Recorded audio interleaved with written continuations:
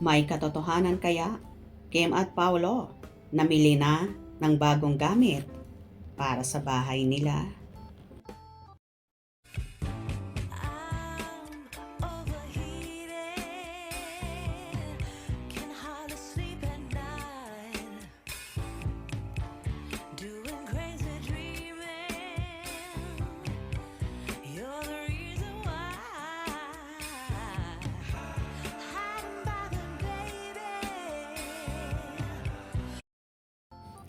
Usap-usapan nga sa online world ang pamimili daw ng mga bagong kagamitan ni Kim Chiu at Paolo Abilino para sa kanilang bahay na umagaw agad ng atensyon sa mga Kim Pao supporters.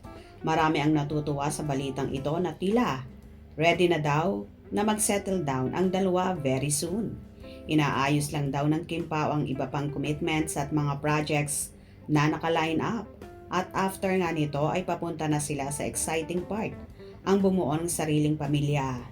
Umaasa naman ang kanilang tagahanga na magaganap ito at karamihan pa nga ay nagnanais na twins daw ang maging anak ng Kim Pao. Nakamakailan nga ay nagpa-freeze na ng egg si Kimi. Ito ay pinatotohanan at ibinuko ng isa sa BFF niyang si Bella Padilla. Narito naman ang samot-saring comment ng mga netizens. Yung mga ayaw na may project yung dalawa sa iba, maggawa kayo ng sarili nyong fan pages. Huwag kayong mag-comment. Sa mga solid fans lang, ayaw naming ma-stress. Sarap mabuhay, attend pa kami ng kasal ng dalawa. Char, not char. Good vibes lang po. God bless you more, Kim Chiu and Paolo Abilino. Ako, masaya. May work. Ang Kim Pao, malaki rin ang gastos pang araw-araw. Madami ring swelduhang mga tao. Basta happy tayo and chill. Posible talaga ang twins. Na-mention pa lang ni Bella, may hint na. Sabi nga ng mga mapagpanggap na Kim Pao fans daw, ayaw nila kay Pao kasi may bagong projects at di kasama si Kim. Tinanong din ba nila si Pao kung gusto din ba sila ni Pao? Ha ha ha ha. Tiwala at respeto ang kailangan. Trabaho naman yon at para sa future nila yon. May nabasa din akong vlog na may nakakita sa Kim Pao na namili ng mga bagong gamit sa bahay nila. Minsan lang, hindi na ulit. May ipon na tayo para sa movie ng Kim Pao nang sa ganon paulit-ulit nating panoorin. Excited na. Totoo po yon. Ang saya naman. Sabi lang po nila yan kasi nga nabigla sila.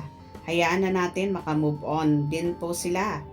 Nababaguhan lang pag may magandang nakita yung mga yan. Ok na po yan. Happy feels lang po. Kaya nga paano niya alam na namili ng gamit kung totoo man. Ang saya. Yap, it's possible na twin katulad kina Corina na nag-egg freeze. May surrogate mother nga lang. Solid Kim Pao din ako. Move on na mga Kim Pao Ladya. Trabaho lang po ni Pao yan. Yung na-delay na movie ni Pao kaya nga nasa France siya para tapusin na yung movie. Pagkatapos balik na naman si Pao kay Kimi kasi may Kim Pao World Tour pa. Sila next may gagawing movie or series ng Kim Pao, sabi ni Sir EJ, tiwala lang. Kailangan natin para kay Kim at Pao. Unawain din kalagayan niya sa ngayon. Maaring nabigla lang ang ibang fans ng Kim Pao kaya kung ano na lang ang masabi nila. Lilipas din yan. Selos nila basta lahat, Kim Pao forever. Gumaan ang pakiramdam ko. Nasabi na mili ng gamit ang Kim Pao para sa bahay nila. Basta ako Kim Pao kahit i-partner sa ibas. Tiwala lang yan. Yes, solid tayong Kim Pao. Syempre, wag din nating pabayaan si Pao. Very true. Let's pray and hope for the best. Good for them. Alam ko namang mag-asawa sila. That's why I am so happy.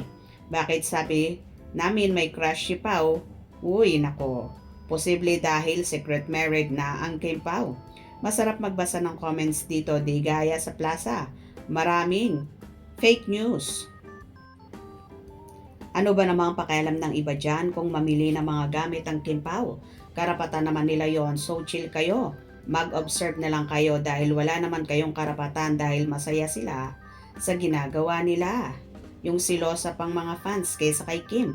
Hindi na stress si Pao kay Kim kasi alam niyang trabaho lang pero Sa mga fans, akala mo pag-aari nila si Pau. Doon siya nai-stress. Bahala na si Lord. O di ba? Gaano nga kaya katotoo ang kumakalat na balitang ito na namili na ng mga bagong kagamitan sa bahay, sina Kim at Paulo. Happy ba kayo para doon? Hope you enjoyed. Please subscribe for more info.